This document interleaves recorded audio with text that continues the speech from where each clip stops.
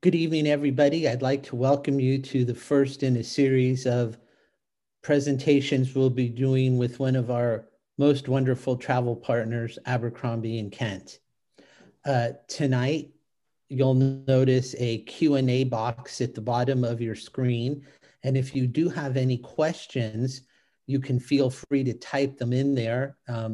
We'll try to answer them. And if we don't get to all of them, rest assured that your favorite travel counselor or one of our A&K representatives will follow up with you afterwards. Tonight, I'm very pleased to introduce you to Cynthia Reed. She's been a longtime friend and one of the most wonderful persons I can think of to work with in our industry. And then we'll hear from her colleague, Gerald Hatherley, another wonderful, wonderful and knowledgeable colleague. Cynthia, please take it away. Thanks, Bob. It's been such a pleasure working alongside you and your teams for all these years. Let me confirm to your clients listening how fortunate they are to be in the care of Fugazi travel experts. For Fugazi travel advisors are some of the most knowledgeable and best travel professionals in our industry, several of whom are with us now. Abercrombie & Kent was founded nearly 60 years ago in Kenya. From there, we developed the international network to deliver award-winning luxury in over 100 countries on all 7 continents. We understand you will travel when you are comfortable. Indicators are that many of you are happily making travel plans now. We support that with our Book with Confidence policy that encourages 2021 travel. And because of these many offices around our world, we have teams on the ground that are safely caring for clients currently traveling. From our earliest luxury tinted safari days, we have expanded to 30 years of expedition cruising in the polar regions. As an example of our cutting edge itineraries, this year we are offering the Northeast Passage from Norway to Nome across the top of Russia. I would go on that trip in a minute. We offer the finest travel experiences in South America, Asia, Australia, and New Zealand. We excel in behind the scenes private experiences in Europe, including renting an exclusive villa or chartering a canal barge, both of which are proving popular for 2021.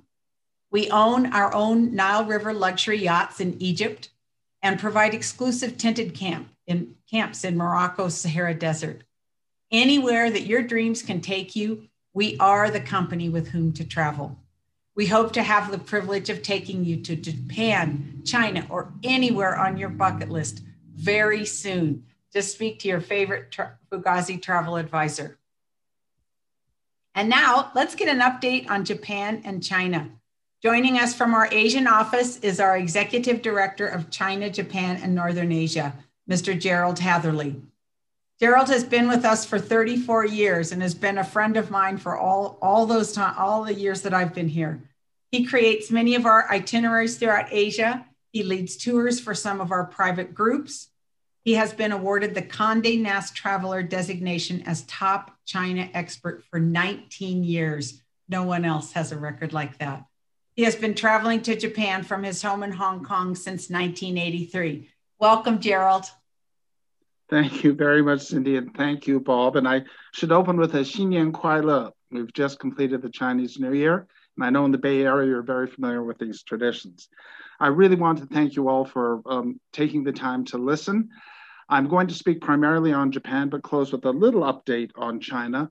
And during this year, the pandemic, Japan, has featured heavily in many surveys of where people want to travel in the post-COVID world. Japan has consistently finished in the top 5. So today I want to take you on what I think is a great introductory tour to the country. As Cynthia mentioned, I've been traveling to Japan, since 1983.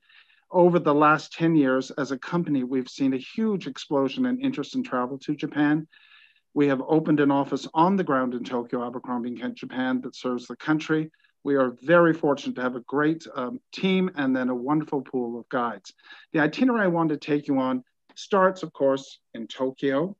It is a 15-day itinerary, and I think it really brings out what is the great, to me, the great dichotomy of Japan.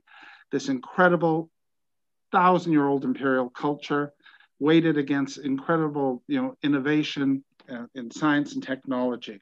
So without further ado, I just want to just briefly mention, Japan is doing very well in terms of COVID. They're rolling out vaccines this month. And of course, the Olympics is on everyone's mind, and they are committed to hopefully opening the country. So we're very confident and encouraged by the progress being made. But with that, as any traveler to Japan, you do not require a visa. On arrival, you're granted 30-day visa-free as long as your passport's valid for 3 months. A lot of people ask us when is the best time. Traditionally, spring and autumn because it's the best weather, and of course, for 2 very important reasons. Spring for the cherry blossom and autumn for autumn leaves. But I'm here to tell you that year-round, Japan's an incredible destination. So let's get started on our journey. Tokyo is the place you need to start, no matter how many times you visited Japan. It has been the capital since 1868. It is the beating heart of the country today. Everything that happens in Japan starts in Tokyo. Now, I mentioned that I think Japan is a year-round destination, and hopefully these following slides will let you know why. During the Christmas months, even though Japan doesn't celebrate Christmas, from December 25th into the first week of January, Tokyo is ablaze with beautiful illuminations, and every ward or district of the city, this is Ginza, has incredible light shows.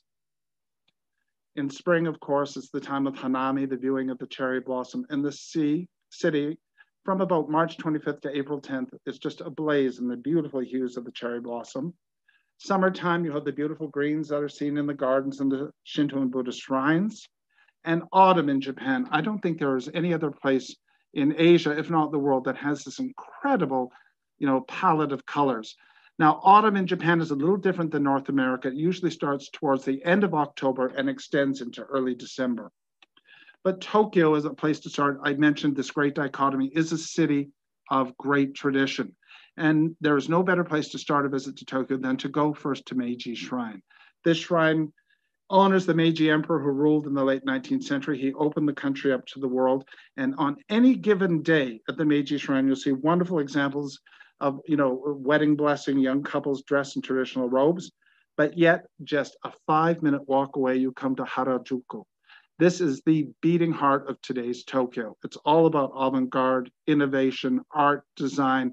And during the weekends, young people dress up as their favorite cartoon characters. It's where you see that's all that's happening today in Tokyo.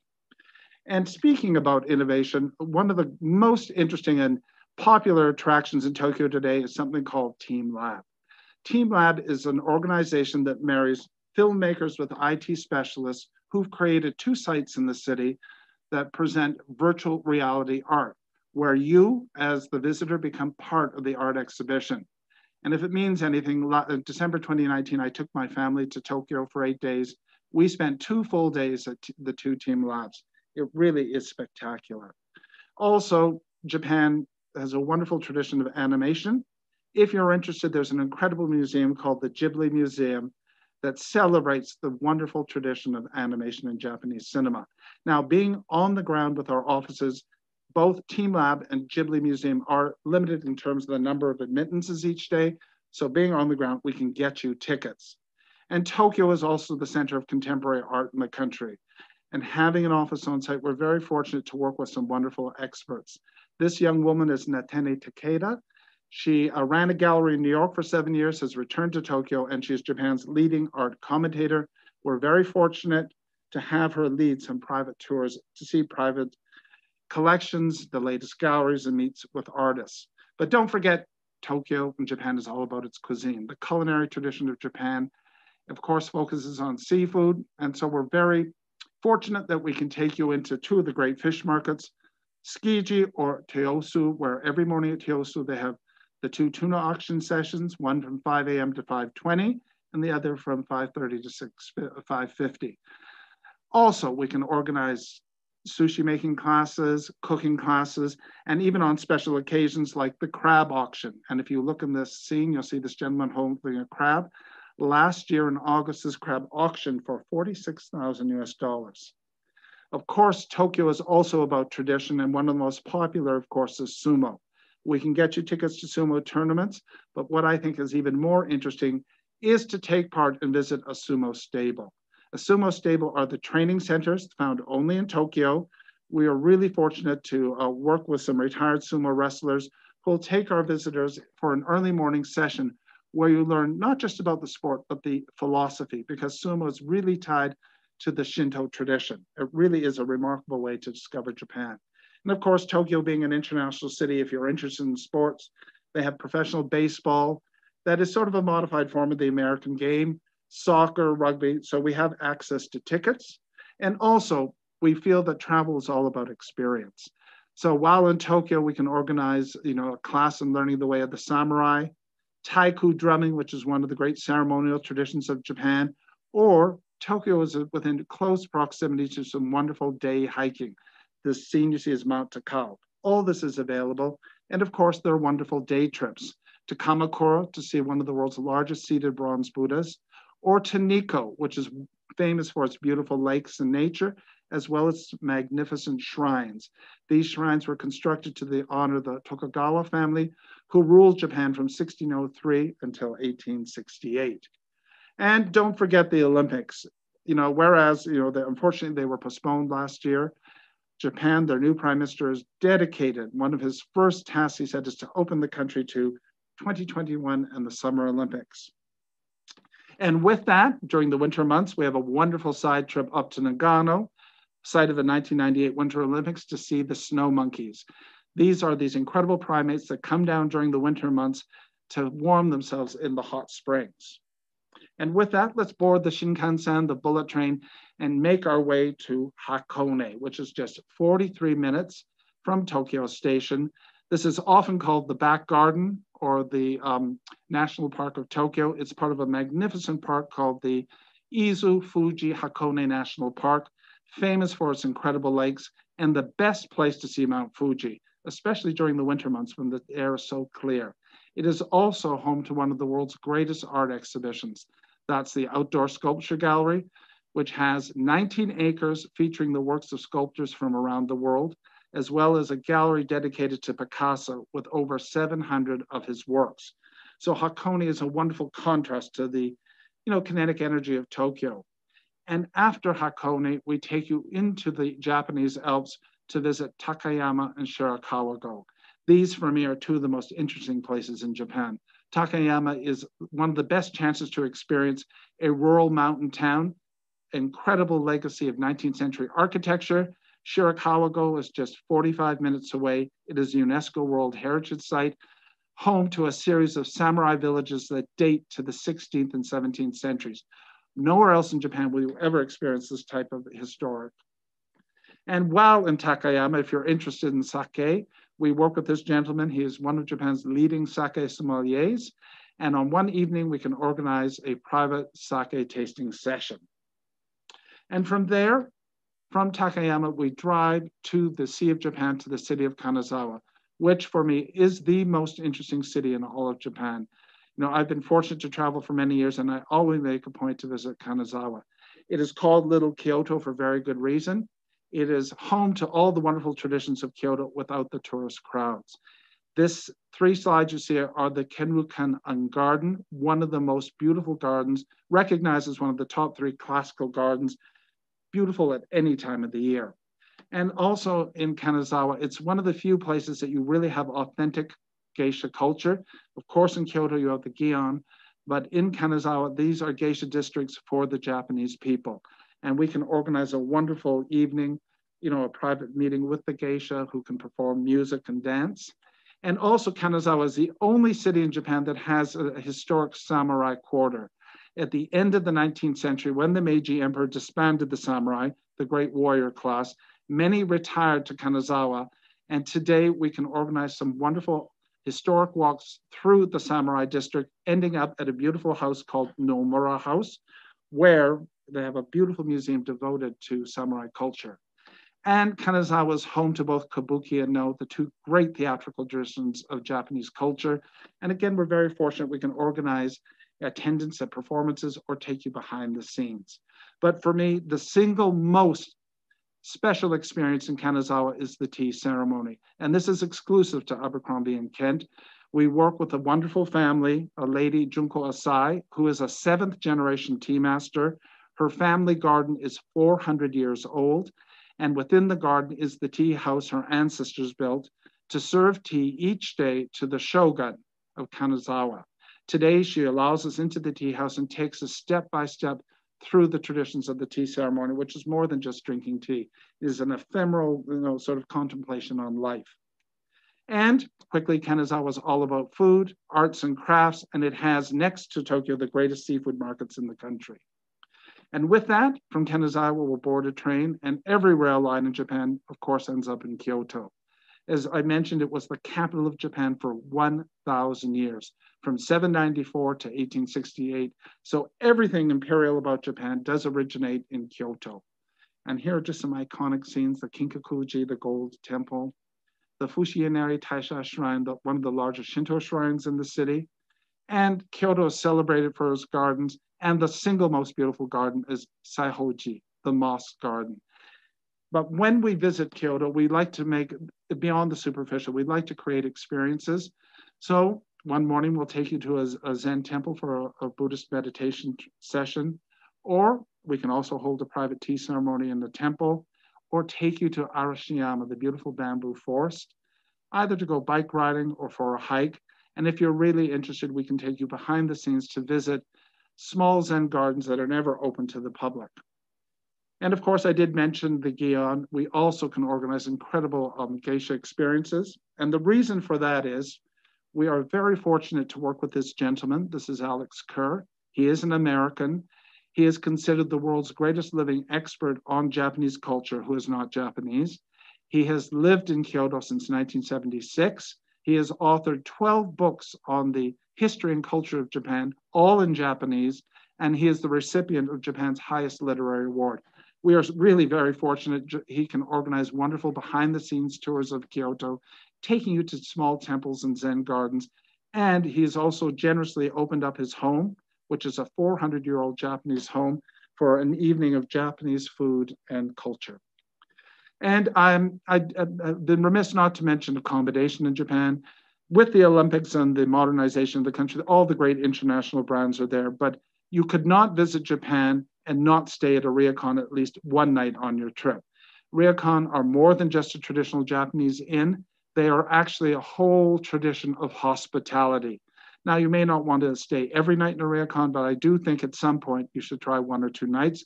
And Kyoto is one of the best places to experience the tradition of the ryokan. The city is home to many historic properties, some of them as old as 500 years. And being on the ground in Japan, we were very fortunate to have great relationships with the ryokan. And also in Kyoto, you can make wonderful day trips. You can visit Hiroshima, which is just 1 hour and 40 minutes away on the bullet train. More than just its World War II history, which is, of course, very important. Hiroshima is home to one of the most beautiful islands in all of Japan called Miyajima. It is the island of shrines, and it is famous, of course, for its beautiful red torii gate. And the other visit, just 40 minutes from Kyoto, is Nara, the first capital of Japan, home to Japanese Buddhism. But beyond that, and after your trip from Kyoto, you can fly out via Osaka or return to Tokyo. But I'd also like to just talk about the post-COVID period and what Japan has to offer the traveler in terms of sort of off the beaten path Japan. One of the most exciting new developments is a program that we're working with in a place called Hakuba. Hakuba is in the Japanese Alps. It's very close to Tokyo. It's just a bullet train ride and then a short drive into the Alps. Hakuba is home to this beautiful glamping site, 8 luxury tents. Each tent is 1,000 square feet, staffed by a Michelin star chef. And each day they have a team of naturalists who are both Japanese and English speaking, who take you on wonderful day hikes into some of the most beautiful scenery in all of Japan. And the other great destination is the inland sea, and that is the sea that separates the island of Shikoku from Honshu. And in the inland sea, there are 3 islands, Naoshima, Inojima, and Tashima, home to some of the world's greatest art installations. And Naoshima has become the buzzword for travelers interested in art.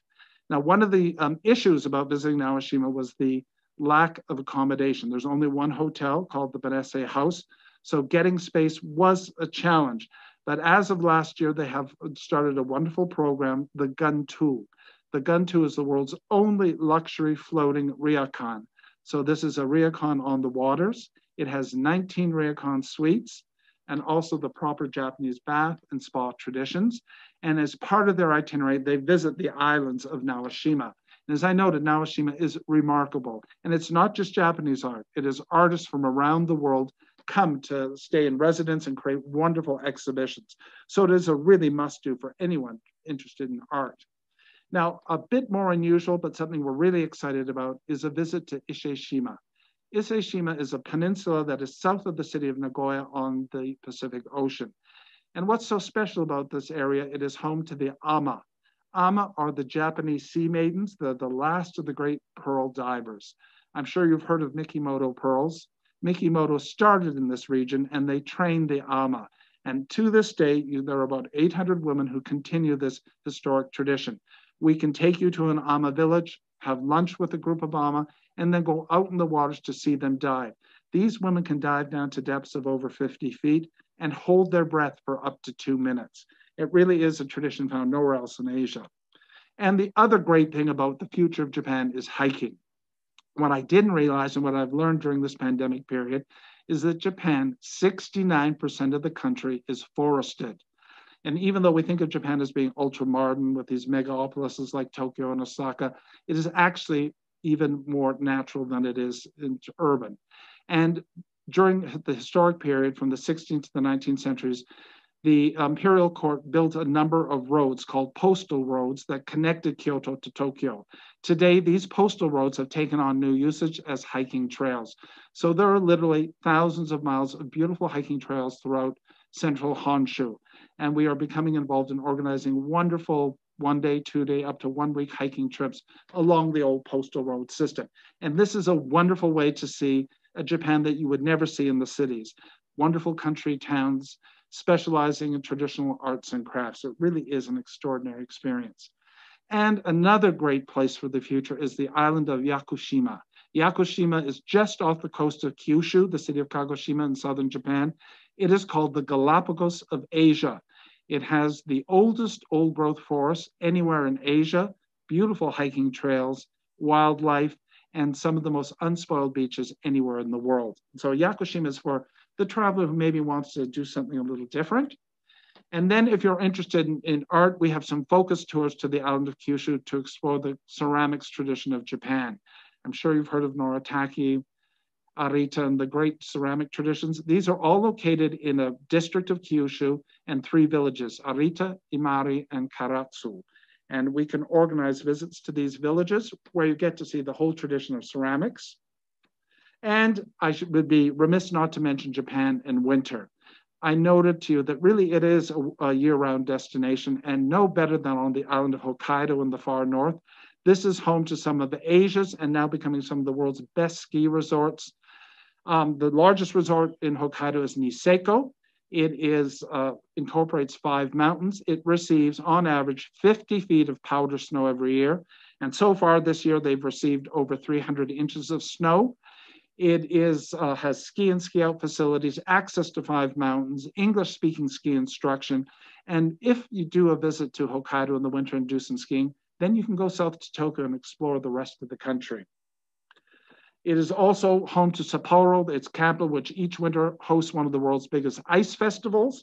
And it also has a wonderful hot springs tradition. And in the summertime, Hokkaido is a garden of wildflowers. And there are some wonderful self-drive trips you can do around Hokkaido. The Japanese have invested heavily in the teaching of English signage. So really visiting off the beaten path areas of Japan are not as challenging as you might think. And if you really want to get away from it all, the Ryukyu Islands, that is a chain of islands that run from Kyushu down to Taiwan, home to some of the world's best, healthiest coral reefs, beautiful unspoiled beaches. But please note this is a seasonal destination, either the spring or the autumn, because during the summer months, they are subject to typhoons. And finally, in terms of really extraordinary trips in Japan, this is on the island of Shikoku.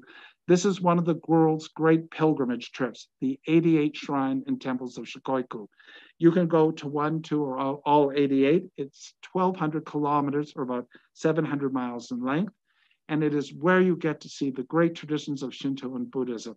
And this is truly one of those really off the beaten path experiences. But the great thing about Japan is it's clean, it's safe, and the people are so gracious. Now, I'll just close with a little propaganda. We run some wonderful brochure programs. Our Introduction to Japan, Classic Japan, is a great way to see Tokyo, Hakone, and Kyoto. It is led by a very experienced tour leaders who are knowledgeable in the history and culture of Japan. I think it's a great and safe way to see the country.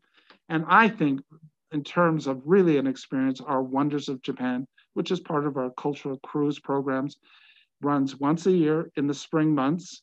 And it visits each of the 4 islands. It goes with 11 onboard Japan experts. And each port you visit, you have a choice of 3 different cultural programs. It's all inclusive, and I think it's really, truly one of the most interesting ways to see Japan. And just before we leave Japan, I just wanted to leave with this image. This is the beautiful bamboo forest in Arashiyama in Kyoto. It, to me, encapsulates the wonders of the country itself. And with that, I want to close with a quick update on China and my home, Hong Kong. Now, I know many people during the year of the pandemic, of course, China does bear a little responsibility in the beginning in terms of its not being transparent enough, but truly, when we move beyond the pandemic, China remains such an incredible destination. And for me, I traveled there as a student more than 35 years ago. I studied in China, I've given my life, and I think in the post-COVID world, it is off the beaten path China that can't be duplicated, whether it's along the Silk Road, and because of the great progress in infrastructure, high-speed rail, China now has the world's greatest network of high-speed trains. It has linked the entire country. You access these areas like Jiaoguan at the end of the Great Wall, or the Danxia Geologic Park with some of the most remarkable geologic formations. And of course, regions like Tibet, where we're now organizing motorcycle trips across Tibet for those who are interested. But more importantly, it takes you into the heart of one of the world's most important Buddhist cultures and traditions. And we have been very fortunate to have worked in Tibet since 1985.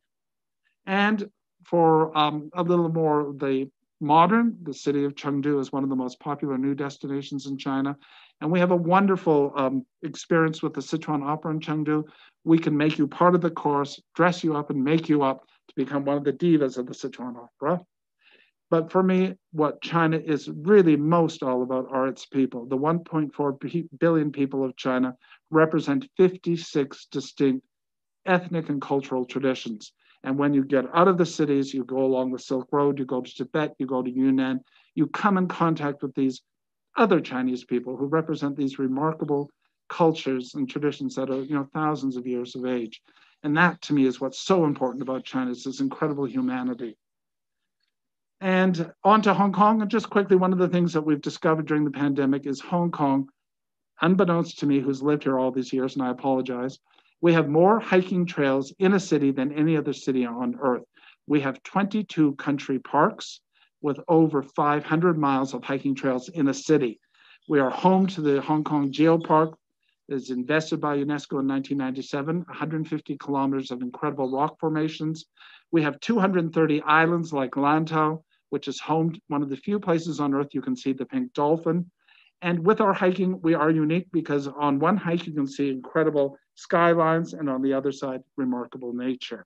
And of course, our architecture, being a city of 8 million, we're home to some of the most innovative architecture in Asia, and we work with a number of great architects who can take you on terrific walking tours. So with that, I'd like to again wish you a happy new year and thank you all for making the time to attend this presentation. And I do hope we'll see you one day when it is safe enough to travel again. And with that, I'll turn it over to our wonderful host, Bob and Cynthia, for allowing us the time to present.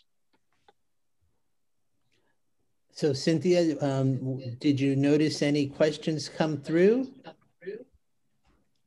We didn't get any questions, but I have one for Gerald. Great. Thank you. So the motorcycle riding across Tibet, I spent 3 weeks there, and I wonder, would you take people into the north part of the Mount Everest base camp? Yes. Now, actually, that's a wonderful question, Cynthia. Thank you. I'm going to answer this in 2 ways. One, yes, we can do that on a motorcycle trip. But 2, even if you don't travel by motorcycle, overland trips through Tibet, and eventually you can cross over into Nepal, are really recommended because, again, the road system is improved dramatically.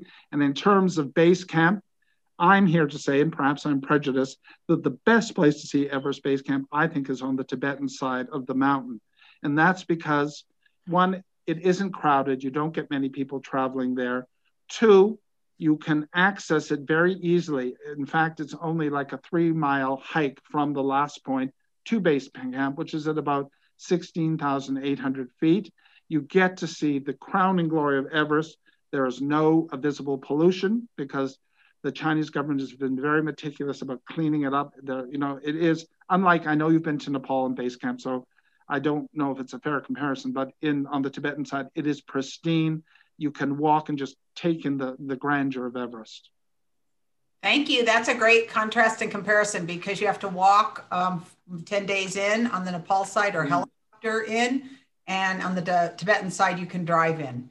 So, you can drive in, and there's a beautiful town called Rombach right by the base camp. It's really a great visit. We got a nice comment from one of the clients that said, he is terrific. I don't know about that. I know you and Bob are, and it's such a pleasure to get the chance to virtually see you guys, and hopefully one day we'll get back to seeing in person. I certainly hope so. May I ask a quick question? Please. Thank you. Back to Japan and the Ryokan. I'm not sure how familiar our audience is with Ryokans. Would you just briefly say why one would want to stay 1 or 2 nights out of an entire journey? Like what's unusual for a Westerner out of Ryokan? Okay, thank you, Bob. First and foremost, I think the Ryokan, going beyond just its physical structure, it is a traditional Japanese inn, but the term Ryokan also refers to the tradition of hospitality. So when you stay in a Ryokan, you become part of the family. So it includes all your meals, if you want to have all your meals in-house, the preparation of the meals. It includes, of course, the onsen or spa experience. So they have the traditional hot spring baths. It's just this wonderful, and the Japanese, by way of just a sidebar, especially in cities like Tokyo and Osaka, often make weekend trips to their favorite ryokan. And that's because it's just a chance to sort of close the door on your day-to-day life and become immersed in this cocoon of hospitality, of time to meditate. And often ryokans are, the city ryokans are one thing, but when you go outside of some of the cities, the countryside ryokans are usually close to sacred shrines or beautiful rural scenery. So it's just this incredible sort of departure from day-to-day life and escaping into what is truly a uniquely Japanese experience. So if you don't stay in a ryokan, you truly are missing out on something unique, because I don't think in any other country on earth you have such a deeply rooted cultural hospitality experience. Now, saying that, of course, people do know that in many of the ryokans you sleep on tatami mats on a futon, but there are ryokans that do understand that many international travelers might not find that too comfortable. So there are ryokans that offer hybrid rooms where you have a Western style king bed or queen bed, and then the rest of it is sort of traditional Japanese interiors. So you can sort of fudge it a bit if you don't really want to, lie down and get up off the floor each day. Thank you so much. Yeah. Well, in that case, I would say thank you to all of our audience for joining us tonight. We will have this available shortly on a recorded basis. So please feel free to come back and watch it or invite your friends and family to do that. If you have more questions, you know who your favorite advisor is at Fugazi. And I know we have clients tonight from Nancy Butler, Eve Wirch, Kimberly Hooker, Liz Sander. So thank you all. And again, please feel free to work with your individual advisor for more specifics. Gerald, thank you again for taking the time to do this for us. Oh, it's my pleasure. And Happy New Year to you all again. You as well. Yeah. Okay. Thank you, Cynthia.